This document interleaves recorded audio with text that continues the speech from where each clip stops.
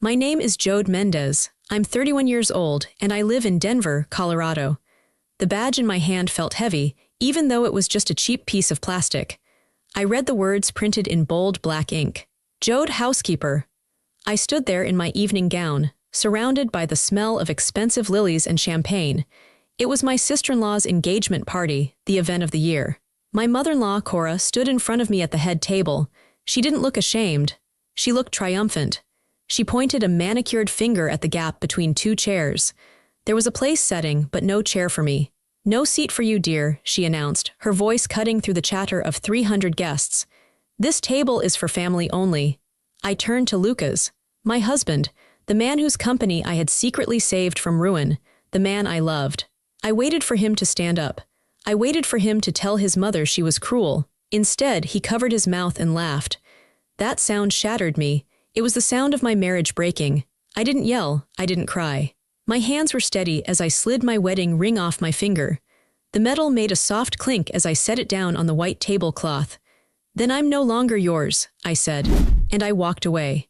But before I tell you how everything flipped, like and subscribe, drop a comment. Where are you watching from? My name is Jode Menddees. I'm 31 years old.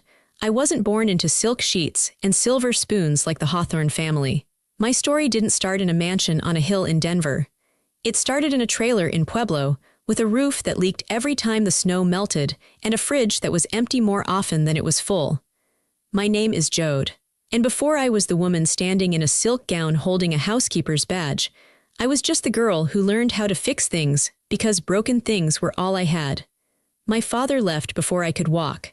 My mother worked 3 jobs just to keep the lights on. I learned early that complaining didn't put food on the table. Action did. Strategy did. While other kids were playing video games, I was balancing my mother's checkbook at the kitchen table, figuring out which bill we could pay late without getting the power cut. I learned the language of survival. I didn't go to Ivy League schools. I went to the state university on a full scholarship that I fought tooth and nail for. I studied business because I wanted to understand the invisible rules that made some people rich and kept people like me poor. I had a knack for it. I could look at a mess of numbers and see a story. I could see where money was leaking, where people were lying, and how to plug the holes. By the time I was 26, I had built my own company, Nexus Advisory. It wasn't flashy. I didn't have a skyscraper downtown. I worked out of a small, clean office in Lodo. My specialty was crisis management for businesses. When a company was bleeding cash and about to die, they called me. I was the surgeon. I came in, I cut out the rot, I stitched them back up, and I made them profitable again. I was good at being invisible. I liked it that way. I liked being the person behind the curtain who pulled the levers. Then I met Lucas Hawthorne. He was everything I wasn't. He was tall, charming, and had that easy, careless laugh of someone who has never worried about next month's rent. We met at a coffee shop where I was working on a client's audit. He spilled his latte on my laptop case, thankfully not the computer itself, and insisted on buying me dinner as an apology. He was dazzling. He told me I was intense, but he said it like it was a compliment. He said he loved that I was self-made. He told me his family was suffocating, full of expectations and rigid rules, and that I was a breath of fresh air. I believed him. I wanted to believe him. I had spent my whole life fighting to survive, and Lucas felt like a soft place to land. We got married 2 years later. I thought I was marrying into a family. I didn't realize I was marrying into a hierarchy. Lucas's parents, Cora and Richard Hawthorne, were polite to me in the beginning, but it was a cold, sharp politeness. The kind that reminds you of your place. They asked me questions about Pueblo like I was from a different planet. "Did you really not have a dishwasher growing up?" Cora asked me once at Easter brunch, her voice loud enough for the whole table to hear. "How quaint. It must make you appreciate all this so much more." I just smiled and nodded. I wanted them to like me. I wanted to belong. The trouble started 18 months ago. Lucas worked for the family business, Hawthorne Manufacturing. It was a legacy company, making high-end parts for machinery. But legacy doesn't pay the bills if you don't adapt. I noticed Lucas looking pale and sick in the evenings. He wasn't sleeping. Finally, I cornered him in our kitchen. "What is it?" I asked. "Tell me." He broke down. He told me the company was hemorrhaging money. They had lost 3 major contracts. They were months away from bankruptcy. Richard, his father, was in denial. Cora was still spending money like water. If we go under, Lucas sobbed into his hands, I lose everything. My inheritance, my status, my job. My parents will die of shame, Jode. You have to help us. He looked at me with those desperate, wet eyes. He looked like a little boy. I can help, I said quietly, but I need access. I need to see the books. He brought me everything, and it was a disaster. It was worse than he said. They were bleeding out. For the next year and a half, I worked 2 jobs. By day, I ran Nexus Advisory, keeping my own clients happy. By night, and every weekend, I worked on Hawthorne Manufacturing. I didn't tell Richard or Cora. Lucas begged me not to. My dad has too much pride, he said. If he knows his son's wife from Pueblo, is fixing his mistakes, he'll never forgive me. Let me present the ideas. Please, Jode. For us? So I became the ghost. I rewrote their entire supply chain strategy. I negotiated with vendors who were threatening to sue. I found a tax loophole that saved them $40,000 in the first month alone. I streamlined their production line, cutting waste by 20%. I worked until my eyes burned and my fingers cramped. I missed my own birthdays. I skipped vacations. I saved them. I pulled that company back from the edge of the cliff, inch by inch. I saved 200 jobs. There were 200 families who kept their health insurance and their paychecks because I stayed up until 3 a.m. fixing Richard Hawthorne's mess. And when the quarterly meeting came, the one where the company was declared officially safe and profitable again, I wasn't there. I was at home, exhausted, waiting for Lucas to come back and celebrate with me. He came home beaming. He popped a bottle of champagne Dom Perignon, $300 a bottle. They loved it, he shouted. Dad said I'm a genius. He said I finally stepped up. He's talking about making me CEO next year. I smiled, taking the glass he handed me. That's great, Lucas. Did you mention the work I did on the vendor contracts? He paused, his smile flickering just for a second. Well, not specifically, babe. It would have complicated things. You know how Dad is. But I know. We know that's what matters, right? Right, I said, but the champagne tasted sour. I looked at him, so happy in his suit that I had picked out, drinking wine paid for by the bonus I had effectively earned for him. I felt a small, cold knot form in my stomach. He hadn't just omitted my name, he had erased me. But I told myself it was okay. That's what marriage is, right? A partnership. Sometimes one carries the other. I was strong. I could carry him. I didn't need the applause. I just needed his love. I didn't know then that I was feeding a beast that would eventually eat me alive. I didn't know that by making myself small so he could feel big, I was teaching him that I didn't matter at all. The success of the manufacturing company didn't bring us closer. It pushed us apart. Or rather, it pushed me down. Once the danger was over, the dynamic shifted. Lucas didn't need me to save him anymore, so he went back to treating me like an accessory. Actually, it was worse than that. He started treating me like a liability. It started with small comments. Little digs that were wrapped in a smile, so if I got upset, I was the one being sensitive. One evening, we were getting ready for a dinner at his parents' house. I was wearing a blazer and trousers because I had come straight from a meeting with a new client for Nexus. My business was booming. I had just signed a contract with a tech startup in Boulder. I was proud. Lucas looked at me in the mirror as he adjusted his tie. You're wearing that. I didn't have time to change, I said. I had a huge meeting. We closed the deal with Tech One. That's nice, babe, he said, dismissing it instantly. But maybe you could put on a dress. Mother likes it when you look softer. You know how she feels about your little side gig. She thinks it makes you look hard. I froze. My little side gig, Nexus Advisory, was billing 7 figures a year. I had 5 employees. I had just saved his family's legacy.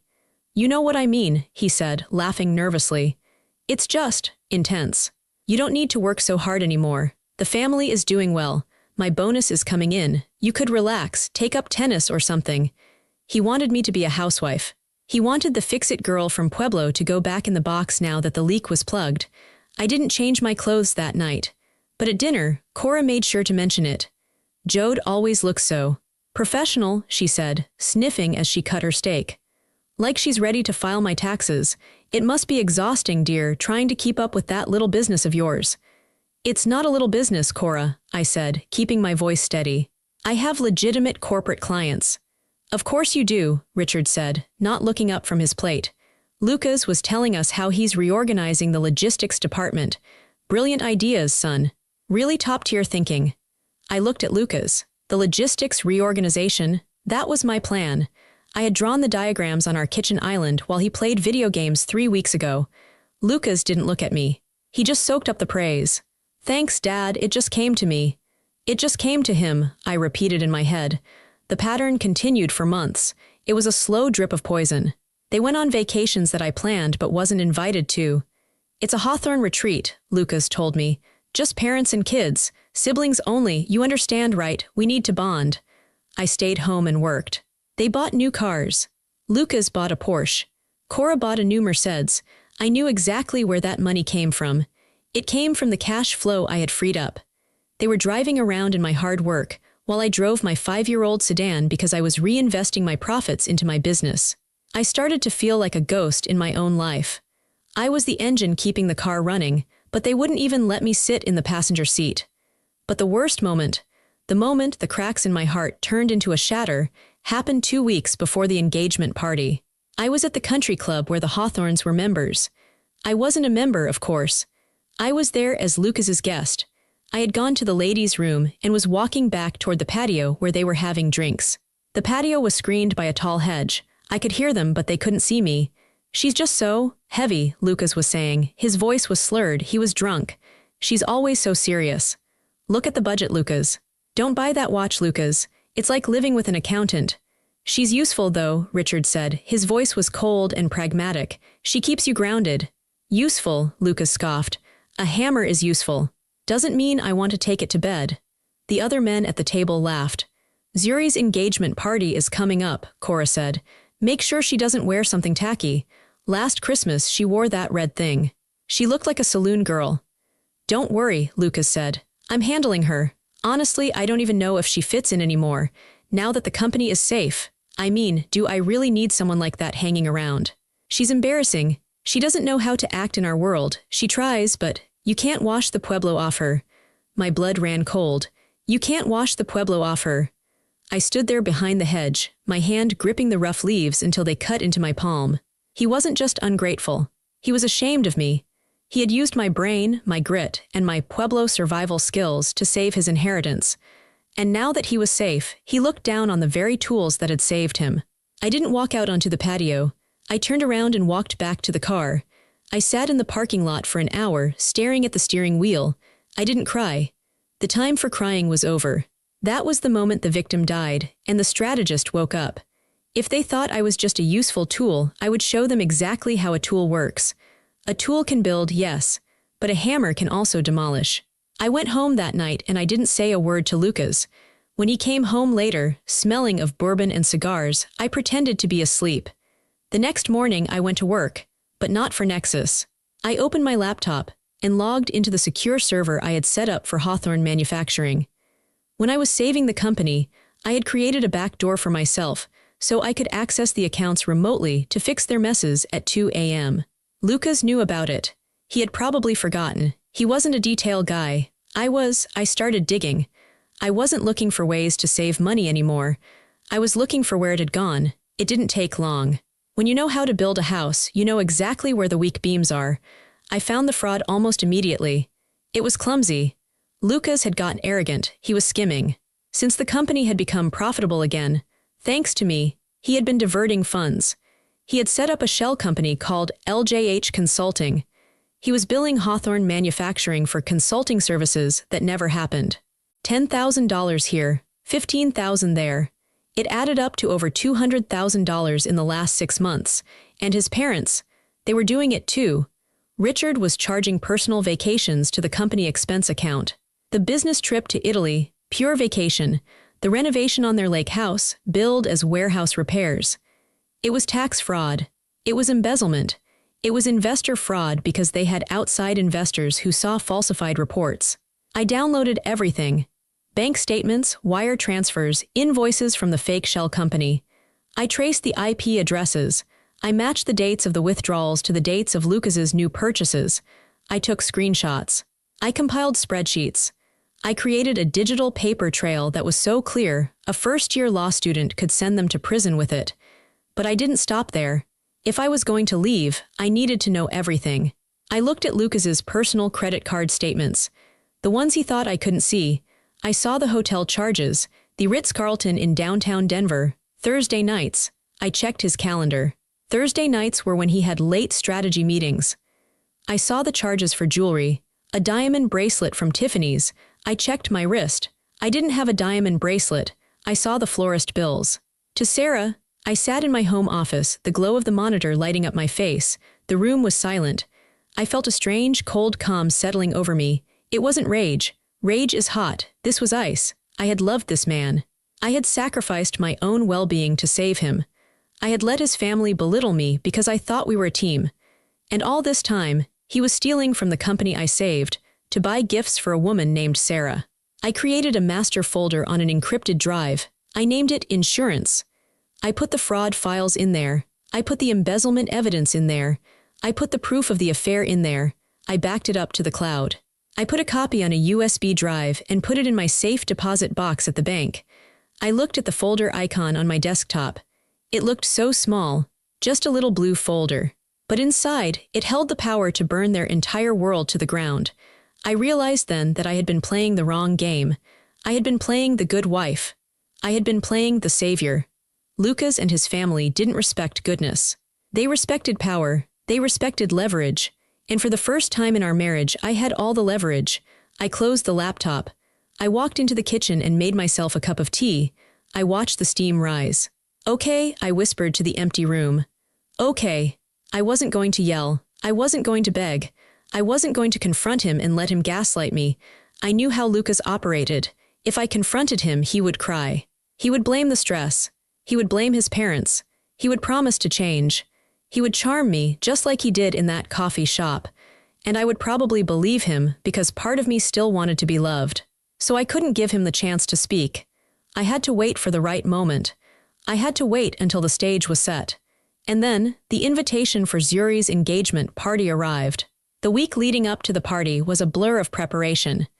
The Hawthorns were obsessed with appearances. This engagement party for Zuri, Lucas's younger sister, was going to be the social event of the season. Zuri was the only one in the family I somewhat tolerated. She was younger, flighty, and self-absorbed, but she wasn't cruel like Cora. She was just oblivious. She treated me like a hired assistant, asking me to help with favors and seating charts, but at least she smiled when she did it. I helped her. I ordered the flowers because she forgot. I coordinated with the caterer because Cora was too busy getting Botox. I was still fixing things. Old habits die hard. The night before the party, Lucas came home late. I was sitting in the living room, reading a book. I wasn't really reading. I was waiting. He walked in, tossing his keys on the entry table. "Hey," he said, sounding tired. "Long day. Dad is writing me about the quarterly projections." He walked over to kiss me on the forehead. He leaned down and the smell hit me. It wasn't subtle. It was a heavy floral perfume. Jasmine and musk. I don't wear perfume. I'm allergic to heavy scents. He smelled like her. He smelled like Sarah. He pulled back and smiled at me, clueless. He didn't even care enough to shower. He didn't even care enough to hide it. That's how little he respected me. He thought I was too stupid to notice or too weak to do anything about it. "You okay?" he asked. "You look tired." "I'm fine," I said. My voice sounded normal. It scared me how normal I sounded. "Good," he said. He loosened his tie. "Listen, about tomorrow, the party." "Yes, Mom was talking about the dress code. She wants everything to be perfect. You know how important this is for Zuri. The mayor is coming. The investors are coming." "I have a dress," I said. "The navy blue silk one." He wrinkled his nose. "Yeah, that one is. It's fine, but try to keep it low-key, okay? Don't wear the big jewelry. Mom doesn't want you to, you know. Clash with the family. We want a cohesive look." "Cohesive," I repeated. "Yeah, just blend in, okay? Don't draw attention to yourself. You're great at that, being in the background." He patted my shoulder, like I was a dog. Like I was a good, obedient golden retriever. "I'm going to bed," he said. "I'm beat." He walked up the stairs. I sat there in the silence. "Blend in. Don't draw attention. You're great at being in the background." He was telling me to disappear. He was telling me that my only value was in my invisibility. I looked at the stairs where he had just disappeared.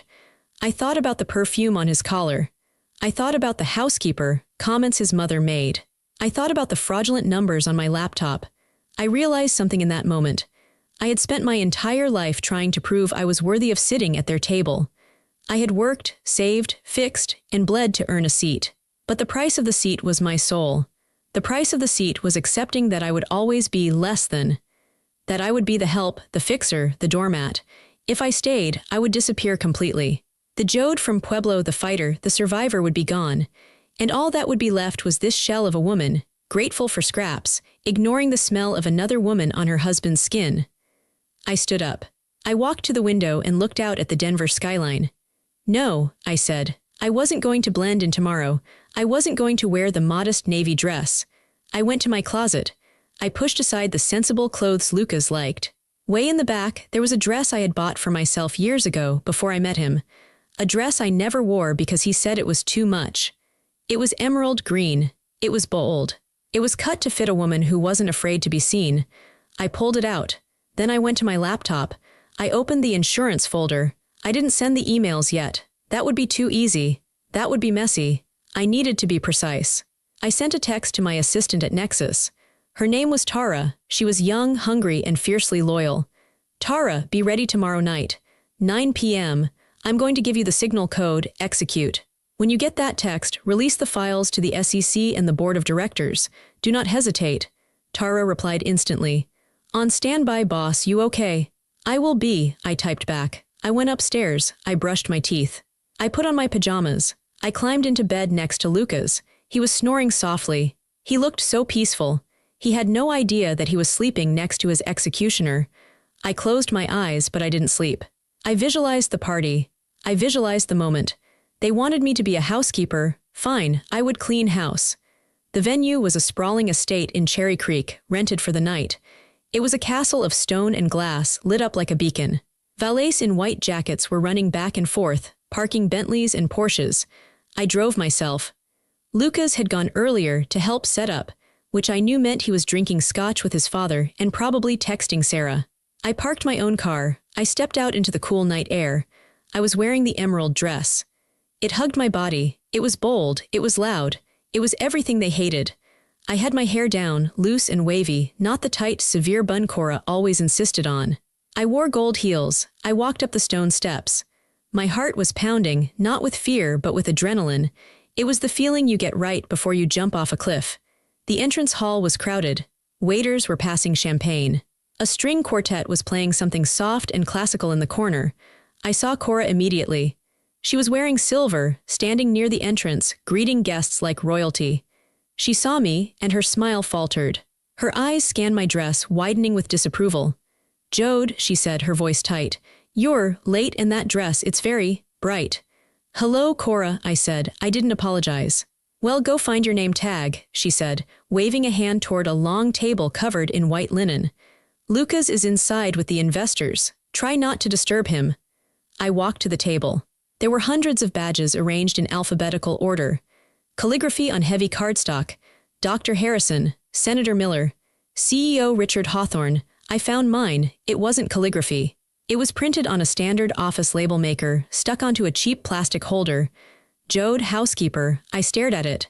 The world seemed to slow down. It wasn't a mistake. It was a statement. It was a joke. An inside joke between Cora, Richard, and Lucas. They were telling me, in front of 300 of Denver's elite, exactly who I was to them. I was the help. I was the one who cleaned up their messes. I looked up.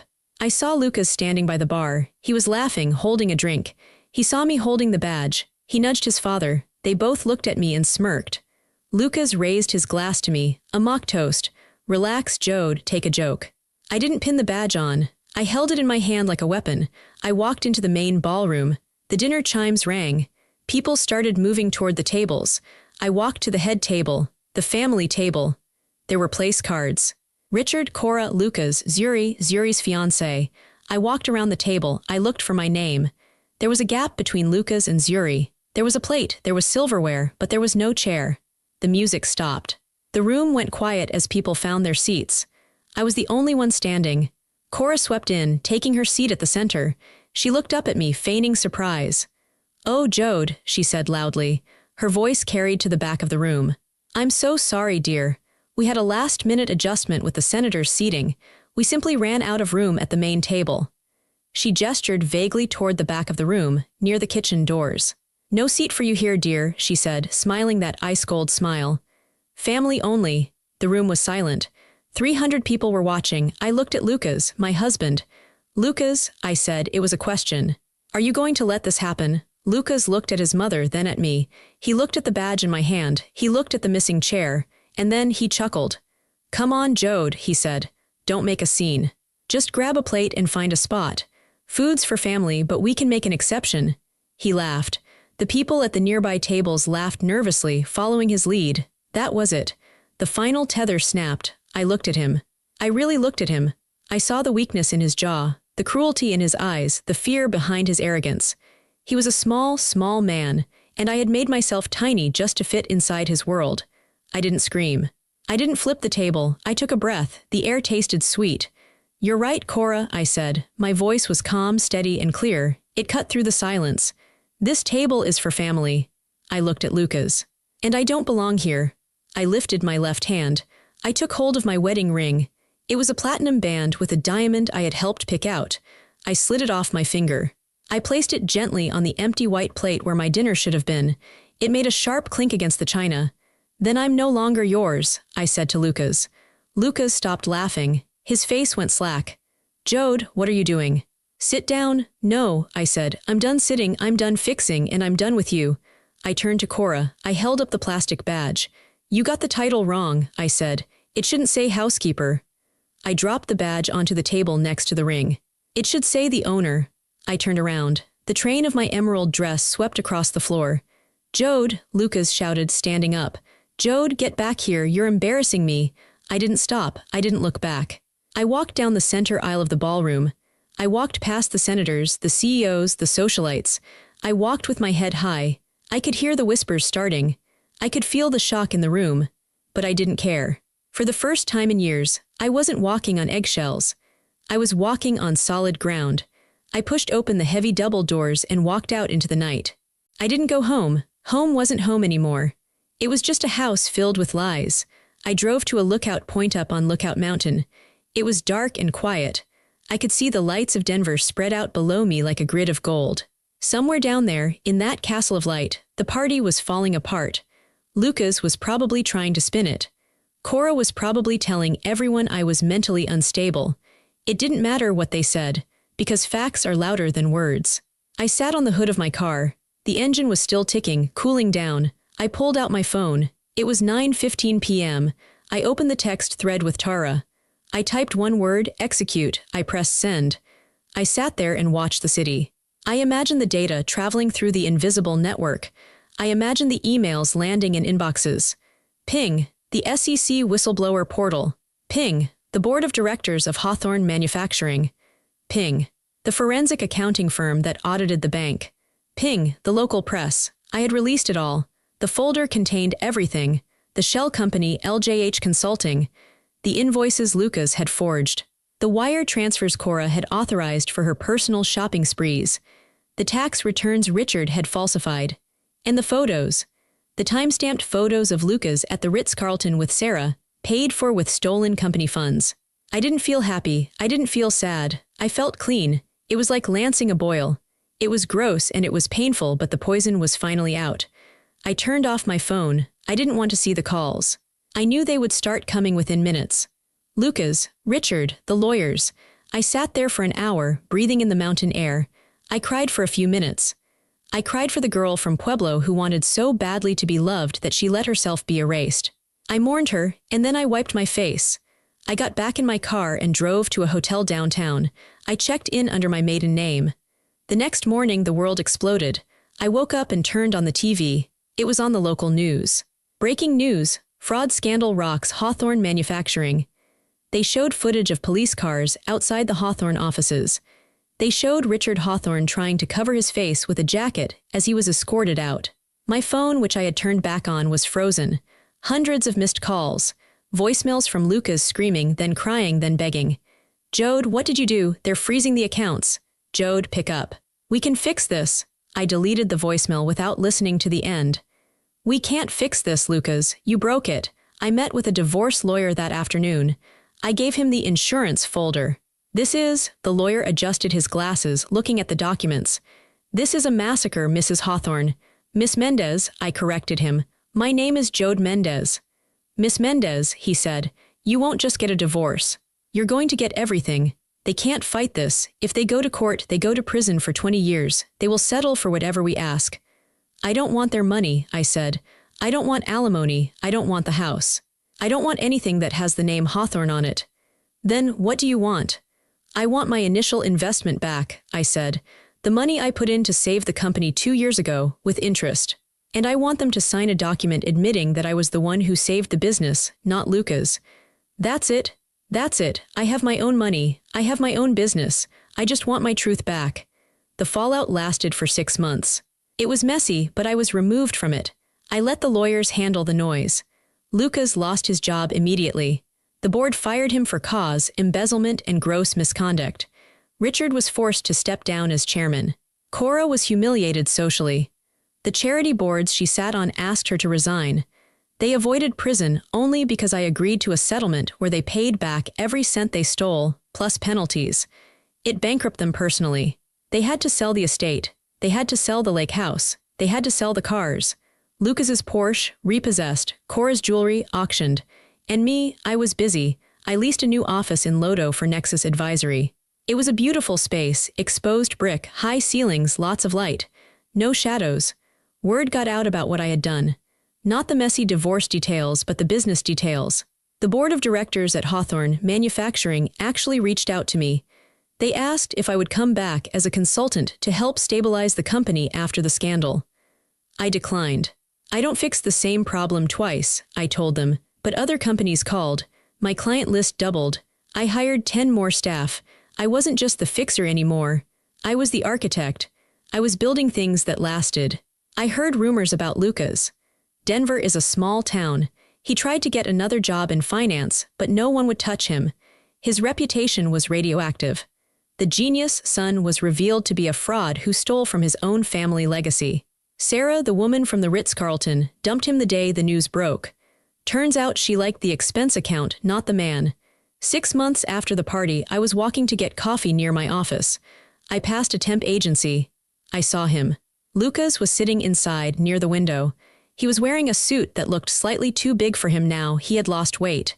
He was on the phone, holding a headset. He looked tired. He looked gray. He was working as a recruiter. An entry-level job, answering phones.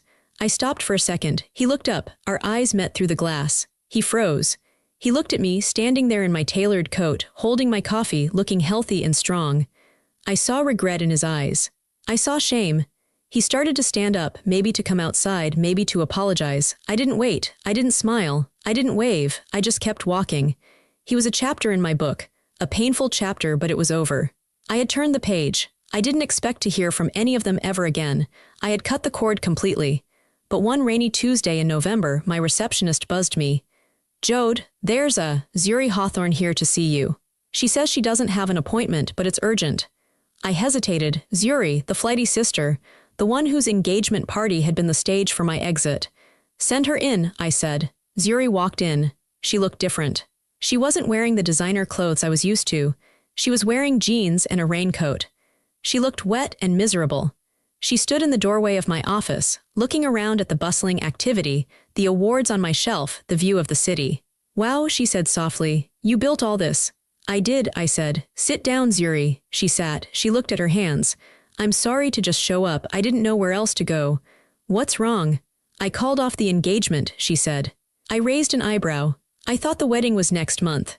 It was, but after everything happened with Lucas and Mom and Dad, Brad's family got weird. They wanted a prenup. They wanted to distance themselves. And I realized I was just a merger to them, just like I was to my parents. She looked up at me, and her eyes were filled with tears. I saw what they did to you, Jode. I was there. I watched Mom take your chair away. I watched Lucas laugh. She took a shaky breath. I didn't say anything. I just sat there. I'm so ashamed of that. I let them treat you like garbage because I was scared of them. I was scared of being the one they turned on. I softened. I knew that fear. I had lived in it. You were protecting yourself, Zuri, I said. Yeah, but look where it got me, she said bitterly. My family is a ruin. My brother is a criminal. My parents are bitter, hateful people who just sit around blaming you for everything. They take no responsibility. They still think they're the victims. She looked at me earnestly. I don't want to be like them, Jode. I want to be like you. You walked away. You built your own life. You have dignity. She reached into her bag. She pulled out a small box. I found this, she said, in Lucas's old desk when we were clearing out the house. She slid it across the desk. I opened it. It was my wedding ring, the one I had left on the plate. I thought maybe you'd want to sell it, Zuri said, or throw it in the river, or whatever, but it felt wrong for them to have it. I looked at the ring. It was just metal and stone. It held no power over me anymore. Thank you, Zuri, I said. I chose the wrong family, Zuri whispered. I want to choose the right one now. I know I'm still a Hawthorne, and I know you hate us, but can we be friends? Can I just know you? I looked at her. She was young, broken, and trying to find a way out of the maze just like I had. I don't hate you, Zuri, I said. And I don't hate the name Hawthorne. It's just a name. It's what you do with it that matters. I slid the ring box into my drawer. I'm going to get lunch, I said, standing up. Do you like Thai food? Zuri smiled, a real tentative smile. I love Thai food. Come on, I said. My treat. 2 years have passed since the party. Nexus Advisory is now the top crisis management firm in Colorado. I have 20 employees. I have a life that is full, quiet, and mine. I date sometimes, but I'm in no rush. I'm enjoying the peace. I'm enjoying the fact that when I come home, the only perfume in the air is the fresh lilies I buy for myself. I'm sitting in my office now. The sun is setting over the mountains, painting the sky in purple and gold. On the wall behind my desk, framed in a simple black matte box, hangs a cheap plastic badge. Jode Housekeeper. Clients ask me about it all the time. They expect a funny story or a motivational quote. I tell them the truth. That badge, I tell them, is the most valuable thing I own. Why, they ask. Because it was the moment I realized that if you spend your life trying to squeeze into a chair that isn't yours, you'll never stand on your own 2 feet. I look at that badge every day. It reminds me of what I survived. It reminds me of the woman I used to be, the pleaser, the fixer, the ghost. And it reminds me of the woman I am now. I didn't destroy Lucas. He destroyed himself. I just turned on the lights. I didn't steal Zuri. She saved herself. I just held the door open. I look directly at you now, the person reading this. Maybe you're sitting at a table where you don't feel welcome. Maybe you're fixing everyone else's life while yours is falling apart. Maybe you're making yourself small so someone else can feel big. Maybe you're holding onto a badge that someone else pinned on you. Take it off. Remove the ring. Leave the dinner. Walk out the door. It will be terrifying. The silence will be loud. The judgment will be heavy. But I promise you this, the air outside is sweet, the ground is solid, and the table you build for yourself, it will be the only seat you ever need. My name is Jode. I used to be a housekeeper in a house of lies. Now, I'm the owner of my own life, and I have never been freer.